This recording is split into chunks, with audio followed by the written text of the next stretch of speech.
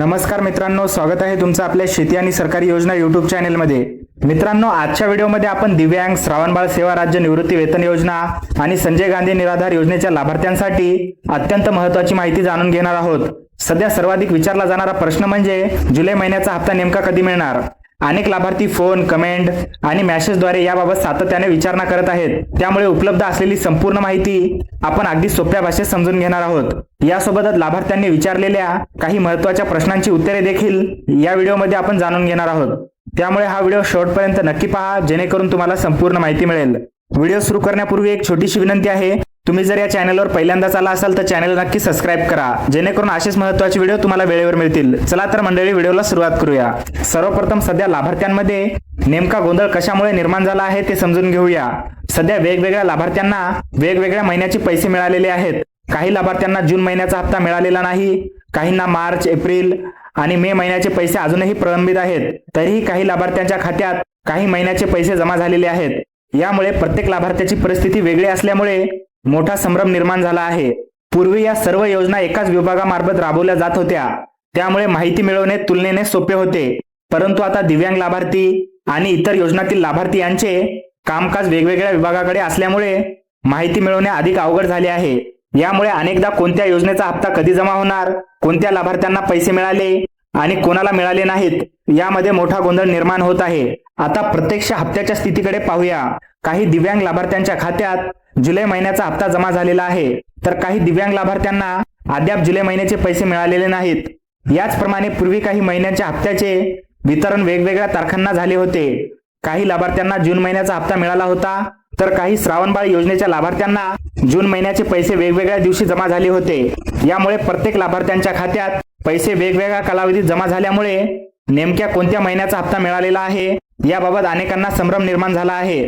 विशेषतः काही दिवसापूर्वी 4 ते 6 तारखेच्या दरम्यान काही श्रावणबाळ योजनेच्या लाभार्थ्यांच्या खात्यात 1,500 रुपये जमा झाले होते। मात्र अनेक लाभार्थ्यांनी ते जुलै महिन्याचे पैसे आहेत असे समजले, परंतु उपलब्ध माहितीनुसार ते जुलै महिन्याचे पैसे नसून आधीच्या प्रलंबित महिन्याचे म्हणजे जून महिन्याशी संबंधित पैसे होते। म्हणून खात्यात रक्कम जमा झाली म्हणजे ती चालू महिन्याचीच आहे असा निष्कर्ष काढणे योग्य ठरणार नाही। सध्या अनेक लाभार्थ्यांच्या खात्यात आधीचे प्रलंबित हप्ते जमा होत असल्यामुळे हा गोंधळ अधिक वाढला आहे। मित्रांनो, आता सर्वात महत्त्वाचा प्रश्न, जुलै महिन्याचा हप्ता नेमका कधी मिळू शकतो। सध्या उपलब्ध माहितीनुसार दिव्यांग लाभार्थ्यांना पुढील टप्प्यात ऑगस्ट महिन्याचा हप्ता वितरित होण्याची शक्यता आहे, तर श्रावणबाळ आणि इतर योजनातील लाभार्थ्यांना जुलै महिन्याचा हप्ता अद्याप मिळालेला नाही, त्यांना तो त्याच कालावधीच्या आसपास वितरित केला जाऊ शकतो। त्यामुळे दिव्यांगांच्या पुढील हप्त्याच्या वितरणाच्या कालावधीत तर इतर प्रलंबित हप्त्यांनाही जुलै महिन्याचा हप्ता मिळवण्याची शक्यता व्यक्त केली जात आहे। काही दिवसापूर्वी प्रक्रिया पूर्ण झाल्यानंतर लवकर पैसे जमा होतील अशी माहिती उपलब्ध झाली होती। त्यामुळे अनेक लाभार्थ्यांना 2-3 दिवसात किंवा काही दिवसात पैसे मिळू शकतील अशी अपेक्षा होती। मात्र त्यानंतर काही लाभार्थ्यांच्या प्रकरणांमध्ये हयातीच्या दाखल्याची संबंधित अडचणी समोर आल्यामुळे काही लाभार्थ्यांचे पैसे पुढे ढकलण्यात आल्याची माहिती मिळत आहे। यामुळे प्रक्रिया पूर्ण असतानाही काही लाभार्थ्यांच्या खात्यात अद्याप पैसे जमा झालेले नाहीत। मित्रांनो, आता उपलब्ध माहितीनुसार नेमकी परिस्थिती काय आहे ती समजून घेऊया। मिळालेल्या माहितीनुसार ज्या लाभार्थ्यांच्या खात्यात जुलै महिन्याचा हप्ता अद्याप जमा झालेला नाही, त्यांच्या प्रकरणांची आवश्यक प्रक्रिया बहुतांश पूर्ण झालेली आहे। मात्र काही लाभार्थ्यांच्या हयातीच्या दाखल्याशी संबंधित पडताळणी आणि इतर आवश्यक तपासणी सुरू असल्यामुळे काही हप्ते अद्याप रोखून ठेवण्यात आले आहेत। यामुळे अनेक लाभार्थ्यांना प्रश्न पडत आहे की प्रक्रिया पूर्ण झाली असेल तर पैसे का आले नाहीत। याबाबत मिळालेल्या माहितीनुसार संबंधित विभागाकडून लाभार्थ्यांना हप्ता लवकरच वितरित केला जाईल असे सांगितले जात आहे। तसेच उपलब्ध माहितीनुसार दिव्यांग लाभार्थ्यांना जेव्हा ऑगस्ट महिन्याचा हप्ता वितरित केला जाईल, त्याच कालावधीत श्रावणबाळ योजना आणि इतर योजनांमधील जुलै महिन्याचे प्रलंबित हप्ते देखील वितरित होण्याची शक्यता आहे। यामुळे ज्या लाभार्थ्यांना अजून पैसे मिळालेले नाहीत त्यांनी घाबरून न जाता अधिकृत प्रक्रियेवर लक्ष ठेवणे आवश्यक आहे। मित्रांनो, आता लाभार्थ्यांनी विचारलेल्या काही महत्त्वाच्या प्रश्नांची उत्तरे जाणून घेऊया। पहिला प्रश्न धाराशिव जिल्ह्यातील भूम तालुक्यातील एका लाभार्थ्याने विचारलेला आहे। त्याचा प्रश्न असा आहे की ते श्रावणबाळ योजनेचे लाभार्थी आहेत, त्यांना एप्रिल महिन्यापासून पेन्शन मिळालेली नाही। त्यांनी तहसील कार्यालयात जाऊन चौकशी केली असता त्यांना एप्रिल 2026 पासून डीबीटी वरील व्यवहार बंद असल्याचे सांगण्यात आले आहे। तसेच मे महिन्यात त्यांनी आवश्यक कागदपत्रे जमा केली होती आणि त्यांना 2 महिन्यानंतर पेन्शन सुरू होईल असे सांगण्यात आले होते। मात्र अजूनही त्यांच्या खात्यात पेन्शन जमा झालेली नाही। अशा परिस्थितीत त्यांनी काय करावे असा त्यांचा प्रश्न आहे। याबाबत उपलब्ध माहितीनुसार सर्वप्रथम एक गोष्ट स्पष्ट करून घेणे आवश्यक आहे।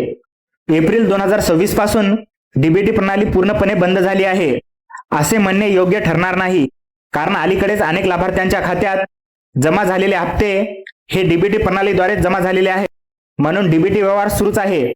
दुसरी महत्त्वाची बाब म्हणजे आवश्यक कागदपत्रे जमा केल्यानंतर 2 ते 3 महिने लागतील असे सांगितले जाते, परंतु जर लाभार्थ्यांची सर्व कागदपत्रे योग्य असतील, मंजुरीची प्रक्रिया पूर्ण झाली असेल आणि कोणतीही अडचण नसेल तर सामान्यतः अपडेट होण्यासाठी इतका मोठा कालावधी लागणे अपेक्षित नसते।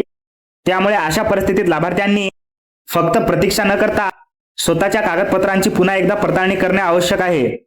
सर्वप्रथम अर्ज भरताना दिलेली माहिती आणि सध्याची माहिती यामध्ये फरक आहे का हे एकदा नक्की तपासा।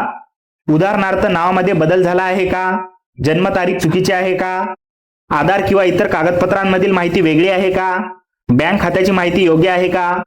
अशा प्रकारची कोणतीही विसंगती असल्यास त्याचा परिणाम हप्ता वितरणावर होऊ शकतो। यासोबतच आणखी एक महत्त्वाची गोष्ट म्हणजे हयातीचा दाखला। लाभार्थ्यांनी हयातीचा दाखला ऑनलाईन पद्धतीने सादर झाला आहे का याची खात्री करून घ्यावी। जर ऑनलाईन प्रक्रिया पूर्ण झाली असेल तरीही आवश्यक असल्यास संबंधित कार्यालयात ऑफलाईन प्रत देखील जमा करून ठेवणे उपयुक्त ठरू शकते। यामुळे पडताळणी दरम्यान कोणतीही अडचण राहणार नाही। जर एप्रिल महिन्यापासून पेन्शन थांबलेली असेल तर योजना वेगवेगळ्या विभागामध्ये वर्गीकरण झाल्यानंतर डेटामधील काही विसंगतीमुळे संबंधित प्रकरण प्रलंबित राहिले असल्याची शक्यता देखील नाकारता येत नाही। यामुळे लाभार्थ्यांनी स्वतःची सर्व माहिती पुन्हा एकदा तपासून आवश्यक असल्यास संबंधित कार्यालयाशी संपर्क साधणे महत्त्वाचे आहे। मित्रांनो, आता पुढील प्रश्नाकडे वळूया। अनेक दिव्यांग लाभार्थ्यांच्या मनातील एक महत्त्वाचा प्रश्न म्हणजे पेन्शनची रक्कम वाढवण्याबाबतचा आहे। एका लाभार्थ्याने असा प्रश्न विचारला आहे की दिव्यांग लाभार्थ्यांना 6,000 रुपये मानसिक पेन्शन मिळायला हवी, कारण अनेक दिव्यांग नागरिक अत्यंत कठीण परिस्थितीत जीवन जगत आहेत। याबाबत उपलब्ध माहितीनुसार अनेक लाभार्थ्यांची हीच अपेक्षा आहे की पेन्शनची रक्कम वाढवण्यात यावी, मात्र सध्या उपलब्ध माहितीनुसार 6,000 पेन्शन देण्याबाबत कोणतीही अधिकृत घोषणा करण्यात आलेली नाही। तसेच अशा प्रकारचा कोणताही शासन निर्णय किंवा अधिकृत निर्णय उपलब्ध झालेला नाही। त्यामुळे सध्या पेन्शन वाढीबाबत निश्चित माहिती उपलब्ध नसल्याचेच म्हणावे लागेल। वेळोवेळी काही प्रतिनिधी विविध स्तरावर दिव्यांगाच्या प्रश्नांबाबत आवाज उठवतात, मात्र केवळ मागणी करण्यात आली म्हणून लगेच पेन्शन वाढीचा निर्णय होतोच असे नाही। यासाठी शासन स्तरावर अधिकृत निर्णय होणे आवश्यक असते, म्हणून लाभार्थ्यांनी फक्त अधिकृत माहितीवरच विश्वास ठेवावा।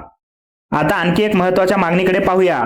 अनेक लाभार्थ्यांनी अशी विनंती केली आहे की त्यांच्या तालुक्यातील प्रलंबित लाभार्थ्यांची माहिती, हप्त्याची स्थिती आणि किती लाभार्थ्यांचे पैसे बाकी आहेत याबाबत स्वतंत्र माहिती मिळावी। ही माहिती लक्षात घेऊन पुढील काळात तालुकानिहाय माहिती उपलब्ध झाल्यास ती लाभार्थ्यांपर्यंत पोहोचवण्याचा प्रयत्न केला जाईल।